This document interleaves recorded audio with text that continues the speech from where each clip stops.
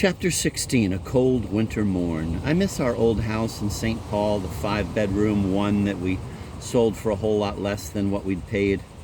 And I miss the roominess and grandeur of it, the 3 fireplaces and the terrace and screened porch, the enormous living room, where 100 people squeezed in for concerts. It was the last grand old house I'll ever own. I miss our upstairs bathroom, steamy warm on a bitter cold morning, looking out on the double row of lights on the high bridge over the Mississippi. I stand wrapped in a towel, looking out the frosty window and see no flashing blue lights on the bridge. Nobody jumped last night. The desperate of St. Paul decided to call a friend who told them to go back to bed and see what today brings. I turn on the shower and out comes a blast of ice water like what you'd feel if you went off the bridge. I jump back and yell a colorful word. My love appears in her pajamas and says, "The thermostat was set at 85. Do we have elderly people coming for breakfast?" I explained that I had found the thermostat set at 62. Did the European stock market crash during the night? Are we about to go on the dole? She feels that the home needn't recreate the uterus, whereas I like it to be toasty warm as if a fire were blazing. So we compromise at 65. Marriage is the true test of cheerfulness. To make a good life with your best informed critic who's seen you at your worst and could cite examples but chooses not to. It pleases me that she looks at my naked body with interest. After 3 years of pandemic isolation together, she is the helpless object of my adoration. She corrects my factual errors, scolds me for snacking without using a plate, prompts me to be mannerly, and her keen visual memory means she knows where I left my glasses, my keys, where the peanut butter is in the fridge, the name of the lighting director of the radio show, Janice Kaiser, and I am grateful for these helpful cues.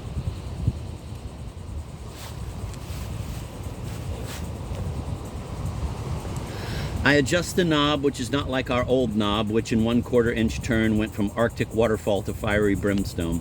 This knob sets a precise temperature, and the shower head can be adjusted to needle sharp or steady drizzle or wistful mist. But I step in gingerly, one foot then the other, recalling men my age who slipped on wet tile and jarred a couple vertebrae and began a long, painful journey through chiropractic and homeopathic and orthopedic surgery and torture at the hands of a PT named Lyle, and then holistic humming and the application of sacred palm leaves. Meanwhile, your spine is like antique china and your days as a CEO SOB are over. Rover, you are a validated invalid due to one little misstep on wet tile.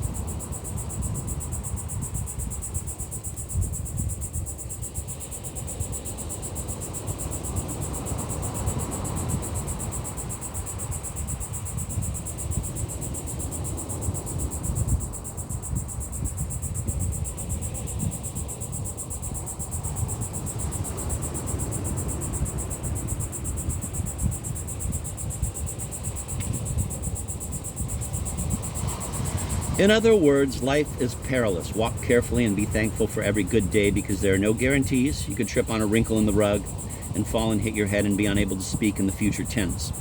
You could suffer a stroke so devastating that your great pleasure in life would be watching golf tournaments on TV. So I ease myself under the warm shower here in the sacred sweat lodge of the Anglo people. A man can't help but be cheerful, and I am. I feel some guilt for the carbon fuel used to heat the water to make me cheerful, but not so guilty that I turn the knob to lukewarm. The hot water relaxes the muscles and also the sphincter trained since childhood. Don't pee in the bathtub. And the bladder opens and I feel the pure creaturely pleasure of urinating in a waterfall. My love said to me once, "You don't do that, do you?" I said, "No, of course not." And of course I do. What sort of man steps out of the shower to take a leak? The sort who lowers his voice when saying a bad word, who says grace when his minister comes to dinner and never otherwise.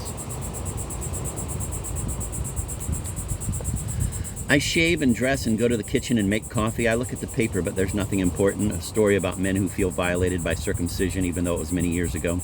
A column by a woman fascinated by the infantile degeneracy of men that leads them to want to look at women's breasts.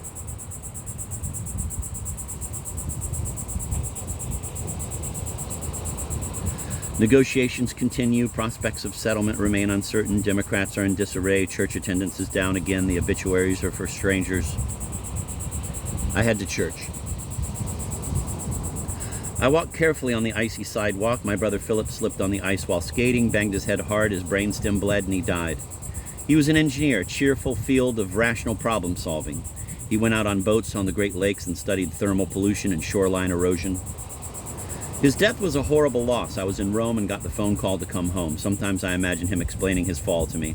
My mistake was that I felt my feet slipping, and instead of sitting down on the ice, which I knew I should do, I stood up straight, which meant I had farther to fall, and I fell backward and took the impact on the back of my skull. Shoulder, no problem. Same with rear end or outstretched arm, but the brain tissue was fragile. I was conscious for a day or so, but I knew I was a goner because I couldn't do simple math. It was a big mistake, but I'm glad it was my mistake and not someone else's. I want to ask him what death is like, but now I've arrived at church and I go in.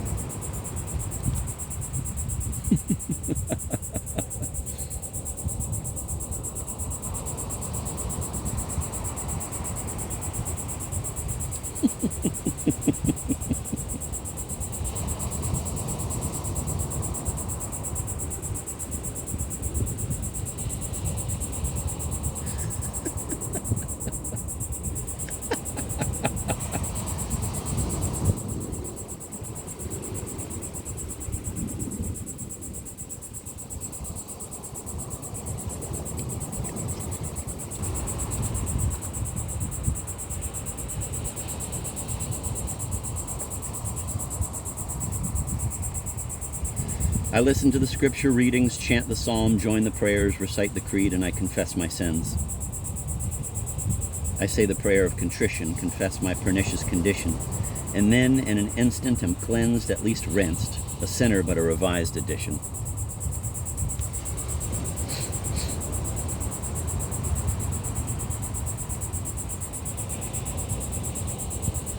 I have made some persons furious at me, probably for good reason. I didn't take my children camping or read Winnie the Pooh aloud to them. I didn't arrange for them to take piano. Mothers do the hard work.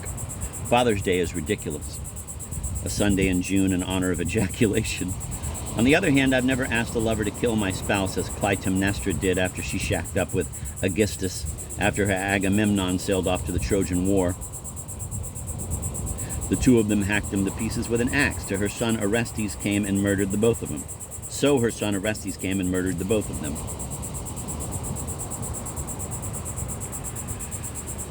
Meanwhile, Electra had gone batshit crazy. This sort of thing has never happened in my family. We didn't even consider it an option. Our nuttiness was of spiritual nature.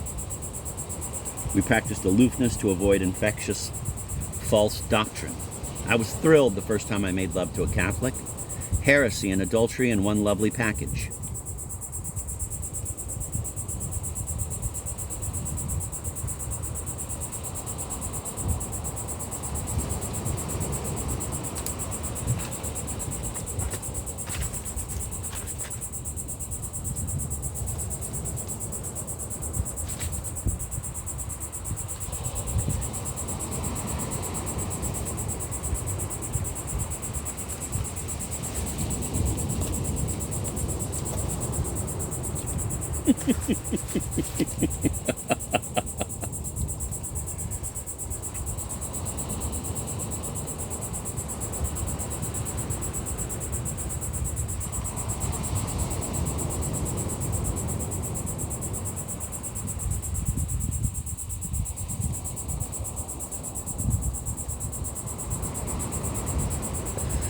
I pray for those who have sinned against me, all three of them, and for George, who was an atheist but switched to agnosticism because his granddaughter is schizophrenic and living in a nightmare, and an agnostic can pray whereas an atheist shouldn't.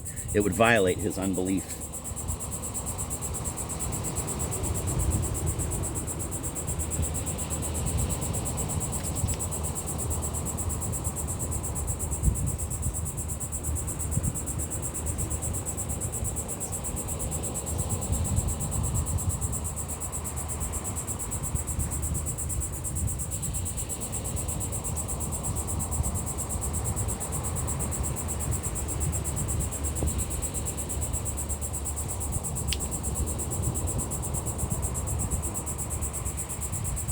I got to read that one again. It was so good. I pray for those who have sinned against me, all three of them, and for George, who was an atheist but switched to agnosticism because his granddaughter is schizophrenic and living in a nightmare, and an agnostic can pray whereas an atheist shouldn't. It would violate his unbelief. I pray for the man I met long ago at Mayo. I drove down there in a snowstorm to find out why I was having so many bad headaches, and down around the Cannon River I almost came crosswise with a semi, but escaped narrowly. Had I been killed, I wouldn't have gotten the good news that I didn't have a brain tumor. I sat in the cafeteria eating a bowl of chili, and a couple sat across from me, a man eating a ham sandwich. His right arm lay limp and useless on the table. His wife looked as if she'd been hit by bad news and was trying to think of something inspirational. And then she recognized me. They listened to my show on the radio, she said. She brightened up. The man didn't. He wasn't interested in making friends. I hope you had a good report, she said. Her husband grimaced. You've got to look on the bright side. Jimmy and I had 46 good years together. And doctors don't know everything. I felt bad for her husband.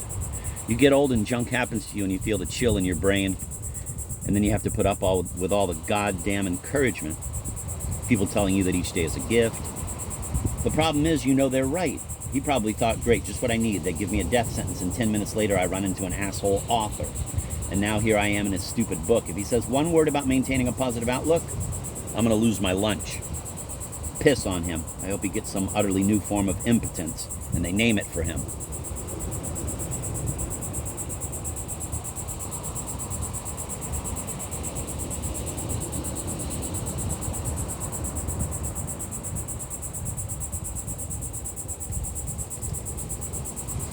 The church was full that Sunday morning, and the choir sang, "We shall walk through the valley in peace. We shall meet our loved ones there." And then a jazzy Amazing Grace with Hammond organ. And "I Am the Bread of Life" with Anglicans so moved they were raising their arms up high like Pentecostals. I got choked up and couldn't sing, and then the recessional hymn, "Lift Every Voice and Sing," with people clapping along and Mother Julie dancing like a cheerleader in the aisle.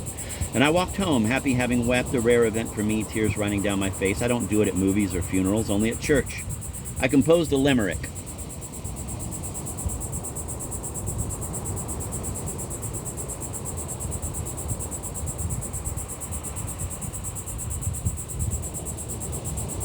Our organist Philip Brunel can make the mighty pipe swell with a stately hymn, proper and prim, or Ein Fest Berg. What the hell? Chapter 17, 10 Suggestions.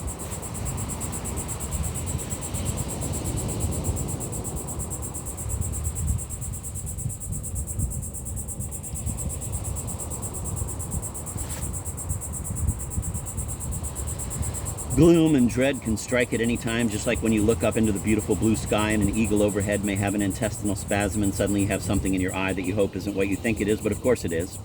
When life craps on you, you need to get up and move, to get out of the way, and also for exercise and distraction. Jump up and down, reach for the ceiling, dance. My wife tells me this, and she is right. As I write this, I'm walking at a brisk pace around the Central Park Reservoir, my laptop on a little wooden shelf that hangs from a strap around my neck, and my thesaurus in a backpack. Which is not true, of course, but fiction is part of my job description, and work is also crucial to cheerfulness.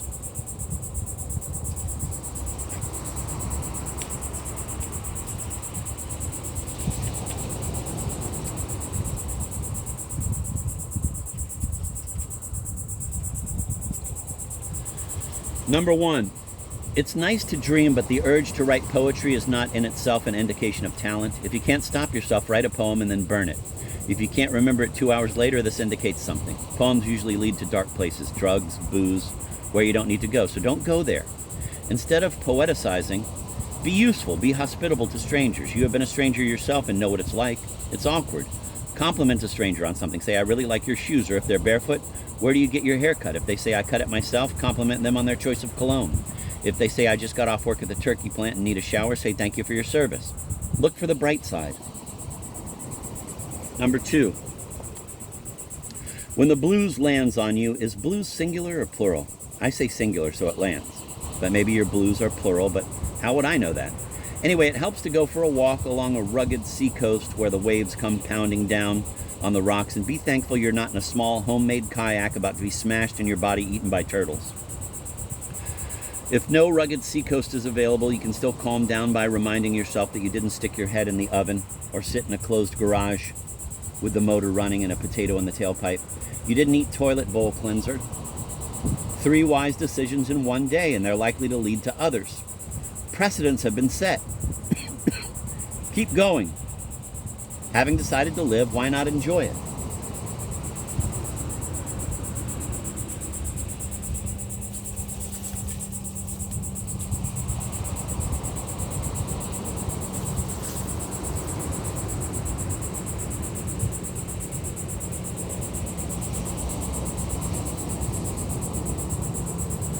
Number 3, don't be drawn into a discussion of feelings, which so often turns into a fetid swamp and people get mournful and self-accusatory.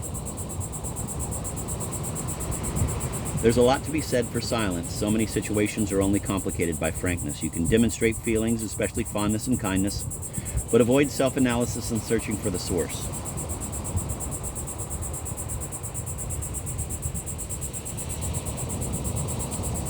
Stories are okay, especially if they're funny. I know a couple who went through a rough spell, got counseling, worked things out, and several years later they were reminiscing about it. Reminiscing about how their marriage was saved, and suddenly everything fell apart. One minute they were congratulating themselves, and then the knives came out. The husband spent the night in the guest room and the next night in a Holiday Inn. Put thoughts of disaster on the shelf. The subject of aging is off the table. Brag on yourself a little. Recall your latest good deed. Mention me if you like. Say, I ran into Garrison Keeler in the hardware store, and he was buying rat poison. You remember him on the radio? I asked what it was for, and he said he was going to drink it. He said, I'm writing a book about cheerfulness, and it's depressing the hell out of me. He had a copy of the manuscript there, and he was also buying kerosene to burn it up. I read it while he went to the cashier, and I told him, what you need is a practical how-to section. 10 suggestions or something. And he brightened up and got a refund on the poison and the kerosene, and the book came out, and he never sent me a copy. Said he would, and he didn't. Memory loss. He's 80, you know.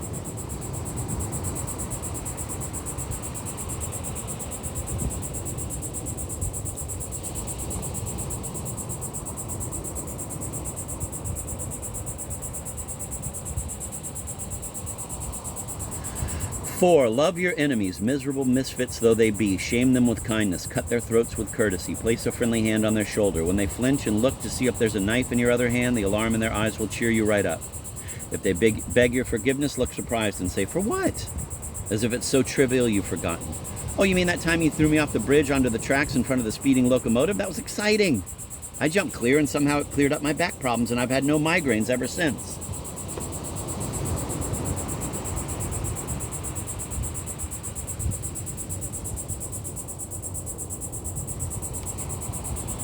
Number 5, accomplish something you've been putting off doing and shaming yourself for. Just do it. Write the letter you owe to someone and have been accusing yourself of indolence and hardness of heart. Put your old tuxedos and wand and cape into a bag and take it to Goodwill. Your career as Mr. Magic is over. Likewise, the 3 trunks full of videotapes of Bishop Sheen's Life is Worth Living telecasts. The tapes are crumbling and it's all on YouTube anyway. Throw them away. The way to do it is to do it. You'll feel better when it's done.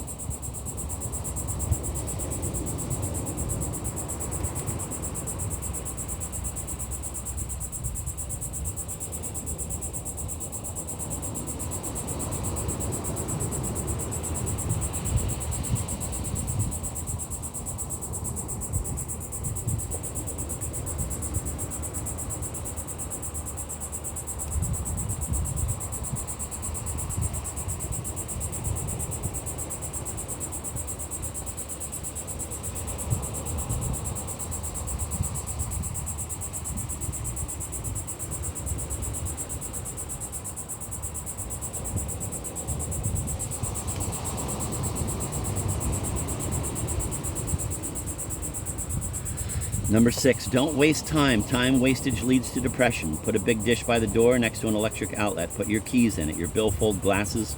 Plug your mobile phone into the outlet to recharge. And the time you save not looking for these things, every day you'll be able to read War and Peace, listen to Bach's Mass in B minor, bake a cherry pie, learn to dance the tango, and whatever else you need in order to be a better person.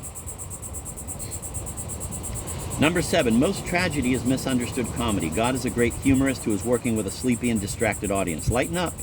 Whatever you must do, do it wholeheartedly, even gladly. As you get older, you'll learn how to fake this.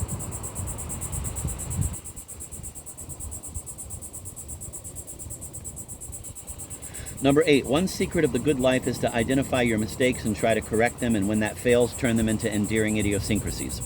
I have become well known for my tendency to misplace things and forget the time, and for general ineptitude, which gives the people around me the chance to take charge and demonstrate competence and discipline. Life is not a contest. There is merit in subordination.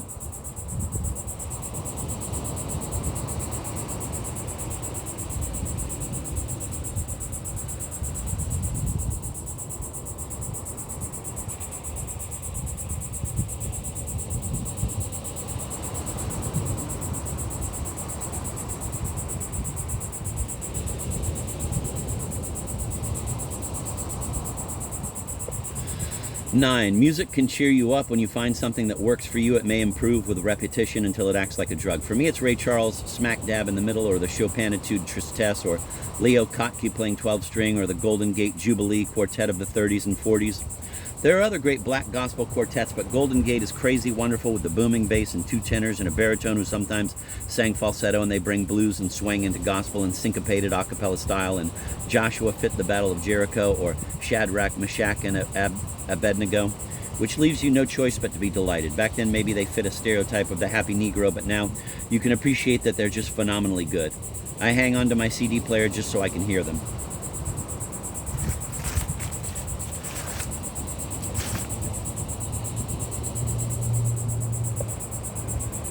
Number 10, and in a pinch you can sing to yourself. I like to sing, nobody knows the trouble I've seen, nobody knows but I do. Sometimes that's enough. Or there's, the blind man stood in the road and cried. The blind man stood in the road and cried, crying, "Oh Lord, don't turn your back on me. Show me the way to go home." Which sums up the situation very nicely. We are all susceptible to mortality. No one is exempt from the unforeseen. Blessed are the grateful, and vice versa.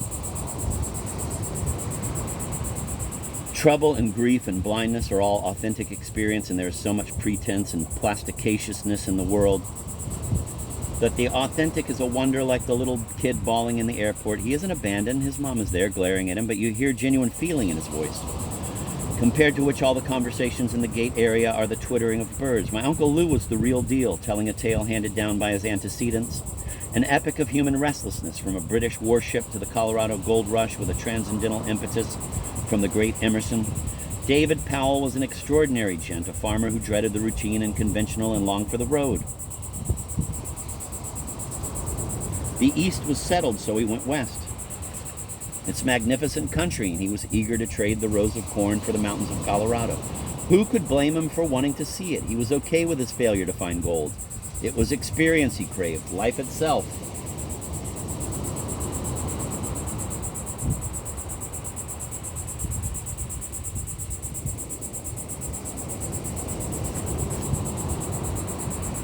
Ralph is authentic, and the words ring if you go to college and become accustomed to tweedy, abstracted, denatured discourse about optimization and monetization and branding and molecular ideology. Ralph will come at you like a wheelbarrow of bricks. All life is an experiment. The more experiments you make, the better. Be an opener of doors. Whatever you do, you need courage. The world belongs to the energetic. Whatever course you decide upon, there's always someone to tell you that you are wrong, but the world makes way for the man who knows where he's going, and things refuse to be mismanaged for long.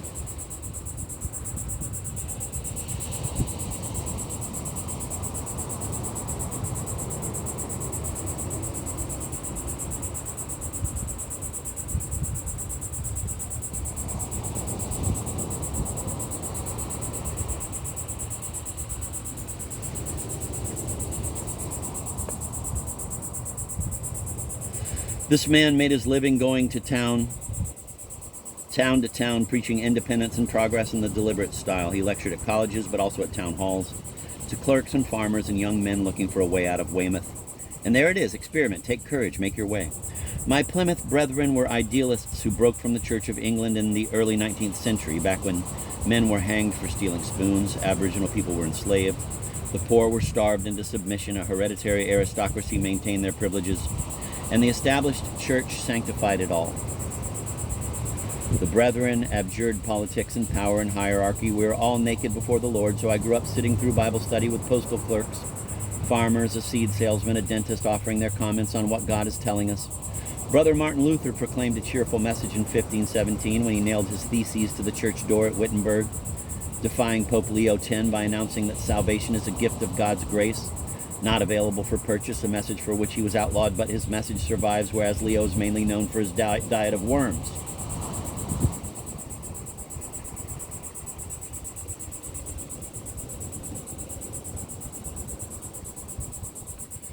I didn't know about Luther when I got revelated. I was fixated on visions of the end, the guilty boy trembling at the judgment seat, an angel reciting my sins, disobedience, outbursts of temper, failure to witness to my classmates the bad words I'd said, and from a gate under my feet I can smell brimstone and see blazing fires and hear the wails of the damned in eternal torment. I got away from brimstone when I took up comedy, which there is no business like. Mozart wrote The Marriage of Figaro 2 years before our Constitution was ratified. It is a work in progress, but Figaro is a work of art, and people are still laughing at the jokes. The baritone's lust for the soprano, people hiding behind curtains, the seductive note, the wife plotting revenge, concluding with a sweet chorus along the lines of "Let's forgive each other and all be happy." Especially sweet since in 1786, people languished in debtors' prisons and small children worked in factories, and people felt lucky to live to be 40. Mozart died at 35 from an infection treated today by antibiotics. All the more important to be cheerful when life is hopeless.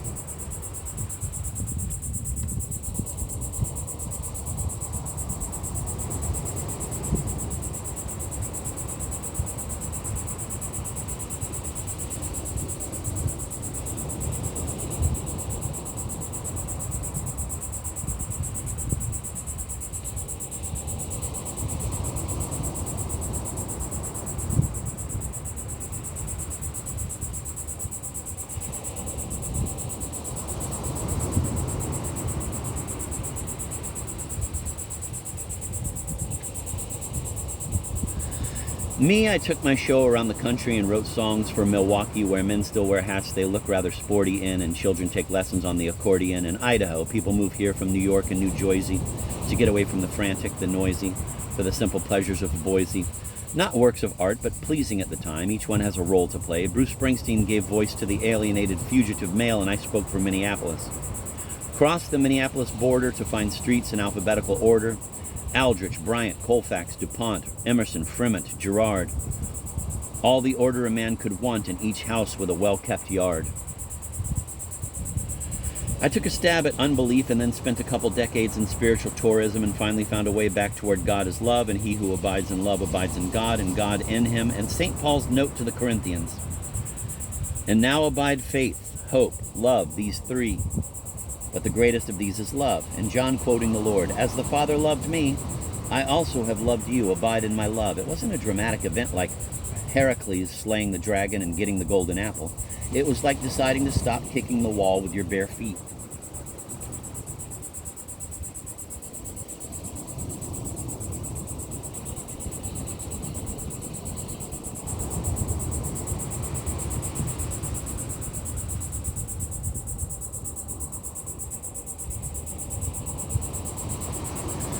My life was a series of sunken ships, and I went to a nearby church and found a sweet upland meadow, which I owe to the love of my aunts, all 24 of them. They were sanctified, but they leaned toward the love thy neighbor end and away from the scorpions and the sea of blood.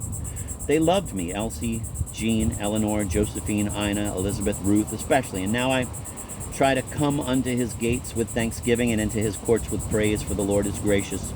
His mercy is everlasting, and his truth endureth from generation to generation. In other words, lighten up. It isn't about you. It's about mercy. I go to church to think more freely. I mostly believe that I do. I understand those who don't. The idea that omniscience and omnipotence are contradictory, I get that. I believe God will clear this up when we meet him. But I am moved by the prayers, the readings of Scripture, and sometimes the singing is so joyful it reduces me to rubble. Our organist, Brother Cantrell, comes from the South, and he slips, just as I am without one plea, into the liturgy, and now it is well with my soul. And I am the resurrection, I am the life. If you believe in me, even though you die, you shall live forever.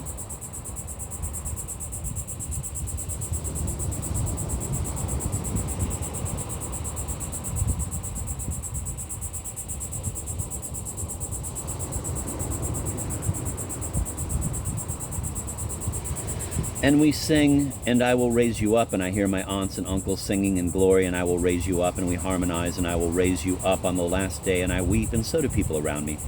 There is an overflowing of spirit, a great mindfulness in the sanctuary, mindful of George's schizophrenic granddaughter and the 2-year-old boy in Atlanta, in chemo for brain cancer, and my aging pals, and my anxious lover, and the invisible people I've been talking to for years, and all my duet partners, and Vince Giordano and his bass sax.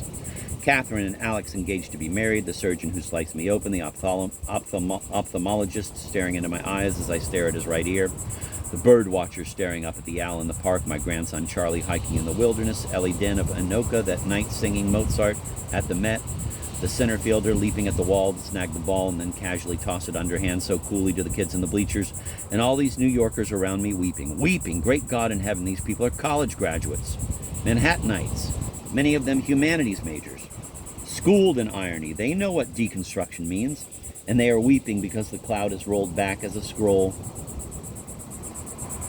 and the faith is visible among us, and it is well with their souls. They have been undeconstructed and reaffirmed.